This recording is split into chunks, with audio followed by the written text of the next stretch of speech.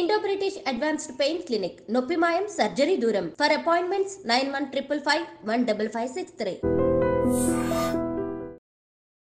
నమస్కారం, welcome to I dream. ధర్మ మార్గం విత్ విజిత కార్యక్రమానికి స్వాగతం. ప్రస్తుతం మనతో పాటు ఉన్నారు ప్రముఖ ఆధ్యాత్మికవేత్త గట్టుపల్లి సురేష్ బాబు గారు. ఇప్పుడు వారితో మాట్లాడి మరిన్ని విషయాలు తెలుసుకునే ప్రయత్నం చేద్దాం. నమస్కారం అండి. జై శ్రీమన్నారాయణ. చాలా వరకు మన ఇంట్లో వస్తువులు కొన్ని ప్రత్యేకించి కొన్ని రోజుల్లో కానీ కొన్ని పర్వదినాల్లో కానీ వేరే వాళ్ళకి ఇవ్వకూడదు అని చెప్పి, ఇంకా మరీ కొన్ని విషయాల్లో మాత్రం అసలు అలాంటి వస్తువులు ఎప్పటికీ మనం ఇంకొకరికి ఇవ్వకూడదు అని చెప్పి చెప్పుకునే విషయాలు చాలా వరకు పెద్దవాళ్ళు చెప్తూ ఉంటారు. ముఖ్యంగా తీసుకుంటే వాటిలో నూనె ఒకరికొకరు దానం చేసుకోవడం కానీ, బదులులాగా ఇచ్చుకోవడం కానీ, అంటే మనకు సిటీల్లో ఇలాంటివి చాలా తక్కువగా వింటుంటాము. వినే వాళ్ళకి ఇది వింతగా అనిపిస్తుండొచ్చు, కానీ గ్రామాల్లో మాత్రం ఇలాంటివి తరచుగా జరుగుతుంటాయి. ఎవరింట్లో అయినా ఏదైనా లేకపోతే వెంటనే పక్కింట్లోకి వెళ్ళి తెచ్చుకోవడం, ఇలాంటివి చూస్తుంటాం. అలా తెచ్చుకోకుండా ఉండాల్సిన వస్తువుల్లో ఉప్పు ఒకటి, నూనె ఒకటి, పెరుగు ఒకటి ఎక్కువగా తోడు పెట్టుకోవడానికి అని చెప్పి చిన్న గిన్నె తీసుకొని పోయి పెరుగు తోడుకి కావాలని ఇలా అడుగుతుంటారు. ఇలాంటివి అసలు అడగకూడదు, తెచ్చుకోకూడదు, ఇవ్వకూడదు అని చెప్పి అంటుంటారు. ఇది నిజమేనా? ఒక మూఢనమ్మకంగా భావించవచ్చా?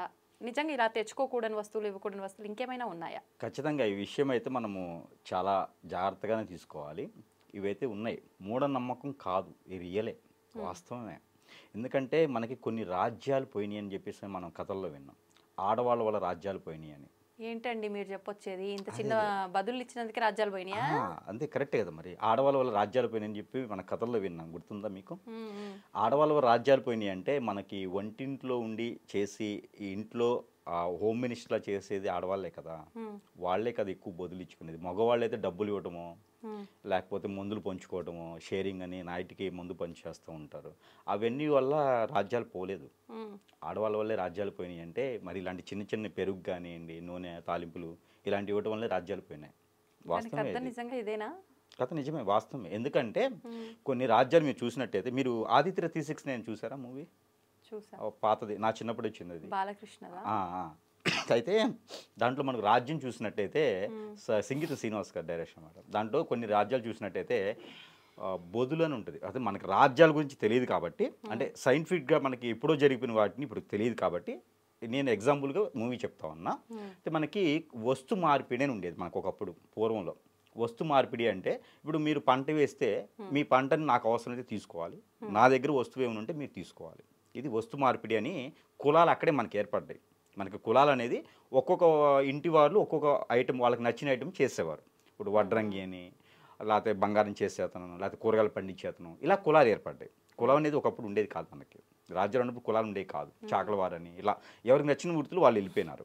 అయితే తర్వాత కాలంలో ఏంటంటే కులాలుగా, ఇప్పుడు మతాలుగా ఇవన్నీ ఇప్పుడు వచ్చా ఉన్నాయి. అయితే వీటిలో ఏమైందంటే ఈ కులాలుగా మారినప్పుడు వస్తు మార్పిడి అని ఉండేది. డబ్బుతో వ్యవహారం కాదు. అప్పుడు ఏది అవసరం ఉందో మీకు, నా దగ్గర ఆ వస్తువు ఉందంటే మీ వస్తువు నాకు ఒకటి ఇచ్చేసి నేను మార్చుకునేవాడిని అనమాట. అలా రాజ్యాలు ఇప్పుడు ఉన్నాయా? అలాంటి రాజ్యాలు ఇప్పుడు లేవు కదా. ఎందుకు సాగలేదు రాజ్యం అంటే ఆ వస్తువు మార్పిడి వల్లనే రాజ్యాలు పోయినాయి. దానము అనేది ఉంటుంది. ఇప్పుడు చూడండి, మీకు గ్రహాల్లో కొన్ని బాగాలేదు అంటే, శుక్రుడు గ్రహం బాగాలేదు అనుకోండి, జీడిపప్పు దానం అంటారు. శని బాగాలేకపోతే నువ్వులు దానం అంటారు. రాహుకేతు బాగాలేకపోతే గోధుమలు కందులు దానం ఇవ్వమంటారు. ఎందుకు దానం ఇవ్వమంటారు? ఆ దోషం పోతుందని. దానం ఇవ్వడం వల్ల దోషం పోతుంది అని, అంతే కదా. గ్రహాలు దేవుళ్ళే ఒప్పుకున్నారు. దానికోసమే బ్రాహ్మణికి దానం ఇవ్వండి, లేదా పేదవాళ్ళకి పంచండి అని ఇప్పుడు ఉన్నటువంటి రాష్ట్రాలు అదిగా చెప్తారు. మీకున్న దోషం పోవాలి అంటే మీరు దానం చేయండి అని చెప్తారు, అంతే కదా. అయితే మనకి దానం చేస్తే దోషాలే పోతున్నప్పుడు ఇంట్లో వస్తువు దానం చేస్తే రాజ్యాలు ఎలా పోతాయి? దానం చేస్తే మంచి జరగాలి కదా. కాకపోతే కొన్ని వస్తువుల్లో కొంతమంది ఉంటారు. ఇప్పుడు నువ్వుల్లో శని భగవానుడు ఉంటారని భావించి నువ్వులు దానం చేస్తారు. కాజు, జీడిపప్పు వాటిల్లో, బాదం పప్పు వాటిల్లో ఆ శుక్రుడు ఉంటాడు కాబట్టి ఆ దానం చేస్తే వాటి వల్ల దోషం పోతుంది అంటారు. అలానే మనకి ఇంట్లో కొన్ని వస్తువులు ఉంటాయి. ఆవాలు, మెంతులు, అలానే పసుపు, అలానే మనకి పసుపుతో పాటు పెరుగు, నూనె, వీటిల్లో లక్ష్మీ అమ్మవారు ఉంటారు. ఈ లక్ష్మీ అమ్మవారు ఉన్న వాటిని దానం చేయడం ద్వారా, ఇంకా ఆకుకూరల్లో కూడా ఉంటారు, తోటకూర, గోంగూర, ఇలాంటి వాటిలో ఉంటారు. అంటే మనం డబ్బులు ఇచ్చి కొనుక్కుంటున్నాం కదా, డబ్బులు ఇచ్చి కొనుక్కోవచ్చు. అది వస్తు మార్పిడి కాదు. వస్తు మార్పిడి చేస్తేనే రాజ్యాలు కూలిపోతాయి, ఇళ్ళు కోల్పోతే అందరితో వాళ్ళు ఇలా దిగిపోతూ ఉంటారు అనమాట. అందుకే పెరుగు దానం కానివ్వండి, ఆయిల్ దానం, అలానే మనకి కొన్ని రకాల వస్తువులు, మెంతులు, ఆవాలు, ఇలాంటి దానాలు చేయకూడదు. జీలకర్ర కూడా దానం చేయకూడదు. జీలకర్ర ఎందుకు దానం చేయకూడదు అంటే, జీలకర్ర దానం చేయండి, సాయంత్రం కల్లా గొడవ అవుతుంది మీకు. వాళ్ళు ఇచ్చిన వాళ్ళు తీసుకున్న వాళ్ళకి ఏదో విధంగా చాడీలు చెప్పడమో ఏదో విధంగా మనస్తత్వం రావడం జరుగుతుంది, ఎక్కువ కాలం ఉండదు. అందుకనే మీరు గమనించినట్టయితే ఏదైనా చిన్న చిన్న వస్తువులే దానం చేస్తారు, బంగారం దానం చేయమనండి, ఏదైనా దేవుడి పేరు చెప్పి వేస్తారు తప్పితే బంగారం దానం ఎవరికి చేయరు, ఎందుకంటే కాస్ట్లీ కాబట్టి. ఈ పెరుగు కానివ్వండి, నూనె, అలానే మెంతులు, అలానే కనుక ఏవైతే ఉన్నాయో ఆవుకు సంబంధించినటువంటి ఆవు పేడ కూడా దానం చేయకూడదు. గేదె పేడ అంటే కామన్, కానీ ఆవు పేడ కూడా దానం చేయకూడదు. కానీ విలేజ్లలో ఆవు పేడ కూడా ఒకరికొకరు ఇచ్చుకుంటారు. కాదు విలేజ్లో వాళ్ళు ఎంతమంది బాగుపడ్డాడు చూసారు మీరు? అంత మాట అన్నారు ఏంటండి? మరి అంతే కదండి. ఇప్పుడు మనకి చూసినట్టయితే పెద్ద పెద్ద ఆసాములు ఉండేవాళ్ళు, 100 ఎకరాల పొలాలు ఉండేవాయి. ఇప్పుడు ఉన్నాయా అండి ఎవరికైనా? 100 ఎకరాల పొలాలు ఈ రోజు ఎవరికైనా ఉన్నాయా? ఒక ఎకరం ఉంటేనే గొప్ప. ఎకరం ₹1,00,00,000 వాల్యూ కాదు ఇక్కడ. ఎన్ని ఎకరాల పొలం ఉంది, ఎంత తినగలుగుతున్నాం, ఎంతలా ఉండగలుగుతున్నాము. ఒకప్పుడు చౌదరీస్ కానీ రాజులు కానీ ఇట్లా రాజులని చౌదరీస్ అని ఉండేవాళ్ళు కదా, విలేజ్లో ఉండేవాళ్ళు. తర్వాత చాలా రకాలుగా పేర్లు పెట్టుకుని ఉండేవాళ్ళు. వాళ్ళకి కొన్ని జమీందారులని ఇలా కొన్ని ఎకరాలు ఉండేవి. ఆ ఊరిని కాదు, ఆ రాజ్యాన్ని, ఆ మండలాన్ని కూడా పాలించేటువంటి డబ్బులు ఉండేవి ఒక్కొక్కరి దగ్గర. ఈ రోజు ఉండట్లేదంటే అలా దానాలు చేయబట్టే. ఆ దానాలు ఎవరు చేస్తారు అంటే ఇంట్లో ఉన్న ఆడవాళ్ళే కదా అప్పట్లోను. ఇప్పట్లయితే అందరూ కలుసుడిగా కలుబడిగా ఒక మాట మీద ఒకళ్ళ అభిమానంతో ఈ భార్యాభర్తలు ఇద్దరు కూడా పనులు చేసుకుంటూ ఉన్నారు, లేకపోతే జరగదు. ఇప్పుడున్న జీవన శైలి ప్రకారంగా అయితే ఇద్దరు పనులు చేసుకుంటూ ఉన్నారు, ఒకరికి దానం ఇచ్చేటువంటి ఇది లేదు. కాకపోతే ఆ పెద్దవాళ్ళు ఇచ్చినటువంటి దానానికి వీళ్ళు అనుభవిస్తూ ఉంటారనమాట.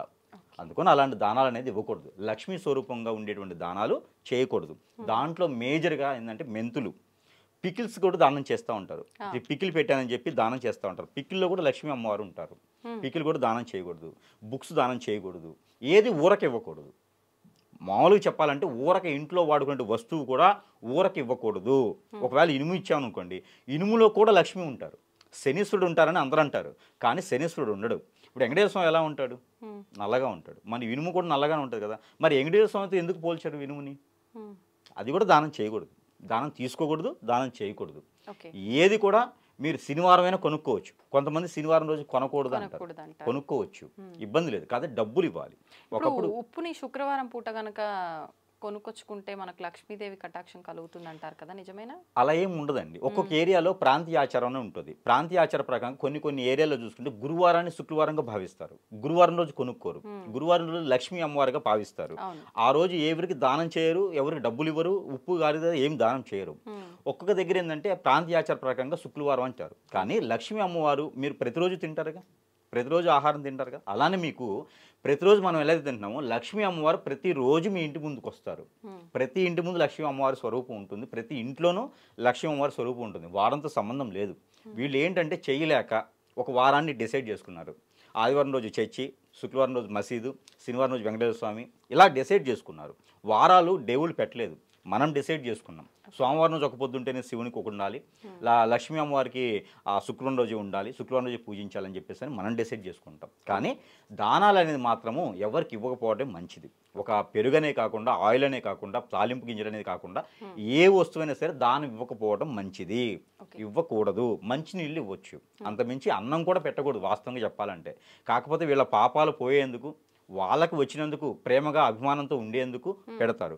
అందుకే ఎవరింటికైనా వెళ్ళేటప్పుడు చుట్టం చూపుగా వెళ్లకుండా ఏదైనా వెళ్ళేటప్పుడు తీసుకొని వెళ్తారు. ఏదైనా సరే ఈ పండో పువ్వో లేకపోతే ఏదైనా ఫ్రూట్లో ఏవో రకమైనటువంటివి తీసుకుని వెళ్తారు. ఎందుకంటే పోయేటప్పుడు ఊరకనే వెళ్ళకూడదు, వచ్చేటప్పుడు ఊరకనే రాకూడదు. అందుకనే భోజనం చేసినా కూడా దానికి సరిపోయేటట్టుగా డబ్బులు ఇచ్చి కొంటున్నారు కాబట్టి దానికి సరిపోయేటట్టుగా ఏదైనా తీసుకుని వెళ్ళి తినేసి వస్తారనమాట. అంతేగాని ఊరకి వెళ్ళకూడదు. ఊరకి వెళ్ళారు అంటే వీళ్ళ దగ్గర ఉన్నటువంటి లక్ష్మీదేవి అటైనా వెళ్ళిపోవచ్చు, లేకుండా వాళ్ళ ఇంట్లో ఉన్నటువంటి లక్ష్మీదేవి వీళ్ళ దగ్గరికి రావచ్చు. అందుకని చుట్టం చూపుగా వెళ్ళినా కూడా ఏదైనా వస్తు రూపంగా తీసుకుని వెళ్ళినా, ఏదైనా ఆహార రూపంగా తీసుకుని వెళ్తే కూడా ఎవరి ఇది వాళ్ళ దగ్గరే ఉండిపోతుంది. అంతేగాని దానాలు అనేది చేయకూడదు. ఎలాంటి పెరుగు కానివ్వండి, ఎలాంటి ఉప్పు కానివ్వండి, లేకపోతే ఆయిల్స్, మెంతులు ఇలాంటి ఏది దానం చేయకూడదు. అలాంటి దానాలు చేసినందువల్లే రాజ్యాలు కూలిపోయినాయి. అలాంటి దానాలు చేయడం ద్వారానే ఉమ్మడి కుటుంబాలకు వస్తా ఎడబాటు అయిపోయినాయి. ఈరోజు మనకు ఉమ్మడి కుటుంబాలు ఎక్కడా లేవు ఇలాంటి దానాలు చేయబట్టే. ఒకప్పుడు దానం అంటే మంచాలు అవి కూడా చేసేవారు. పెళ్ళైన తర్వాత సారని చెప్పి పంపించేవాళ్ళు. అలాంటి ఏం చేయకూడదు. మీరే అన్ని పంపిస్తే వాళ్ళు ఎప్పుడు బ్రతకాలి?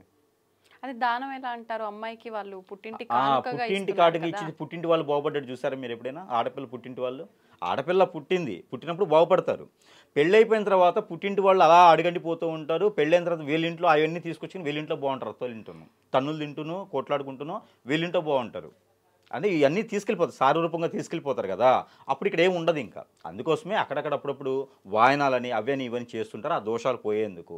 పుట్టింటి నుంచి వచ్చేది వాయనం కూడాను. వాయన దానం అనేది ఆ దోషాలు పోవాలి కదా పుట్టింటి వాళ్ళకి మరి. అందుకని ఆ వాయనాల దానాలు అలాంటివి చేస్తుంటారు. ఆ గౌరీమాతను పూజించుకోవడం కానివ్వండి, ఇలాంటివన్నీ చేయటం ద్వారా కొంతమేర ఉపశమనం దొరుకుతుందని మాత్రం తప్పితే కట్నాలు ఇవ్వటంలాను, సారు పెట్టుకోవటాలు, లేకపోతే ఇలాంటి దానాలు చేయడం ద్వారా అక్కడ రాజ్యాలే కూలిపోతుంది కాబట్టి వీళ్ళు ఇల్లు కూడా అలా స్థాయికి వచ్చేదానికి ఉంటుంది. కాబట్టి ఎవరు కూడా దయచేసి దానాలుగా ఎవరికి చేయకండి. దానం తీసుకోవడం కూడా తప్పే. దానం తీసుకోవడం కూడా ఒకటేందండి, వీళ్ళ ఇంట్లో లక్ష్మీదేవి పోతుంది ఒకటి, వాళ్ళింటో వీళ్ళింటో దోషాలు ఏమవుతున్నాయో అవి వాళ్ళకి వస్తాయి దానం తీసుకున్న వాళ్ళకి. అది కూడా ఎఫెక్టే. దానం తీసుకోవడంతో వీళ్ళింటో లక్ష్మీదేవి వస్తుంది. ఆ లక్ష్మీదేవితో పాటు దోషాలు ఉంటాయి కొన్ని, ఆరోగ్యపరంగానో లేకపోతే వాస్తు ప్రకారంగానో నెగిటివిటీ. వాళ్ళ ఇంటి ఏదైనా చెడు జరిగి ఉంటే నెగిటివిటీ ఉంటుంది, 1 year పాటు ఉంటుంది. అలాంటి నెగిటివిటీస్ అన్నీ కూడా వాళ్ళ ఇంట్లో ఉండాల్సినటువంటి కర్మలు ఏవైతే ఉన్నాయో అవన్నీ పాల్పంచుకున్నట్టే. అందుకని దానం కూడా తీసుకోకూడదు. ఎవరైనా ఇచ్చారు అంటే ఊరికనే దానం తీసుకోకూడదు, అది అందరూ వాడుకోకూడదు. బట్టలు దానం చేస్తారంటే దాని దగ్గరగా ఎదురుగా పెట్టాల్సింది మీరు ఖచ్చితంగా. ఏదైనా దానం చేస్తే అది ఊరికనే తీసుకోకూడదు, మనం కూడా ఏదో ఒకటి ఇవ్వాల్సిందే. అప్పుడు కొంతమేర ఆ ఉపశమనం దొరుకుతుంది. ఎందుకు వెంకటేశ్వర స్వామికో లేకపోతే శివుడికో మనం ఉండిలో వేస్తాం? దానం అనే కదా అది కూడాను. ఎందుకు మన దోషాలు పోతాయనే కదా. అందుకని మనం కూడా ఆ దోషాలు పోగొట్టుకొని దానం ఇస్తారు కొంతమంది, అవి స్వీకరించకూడదు.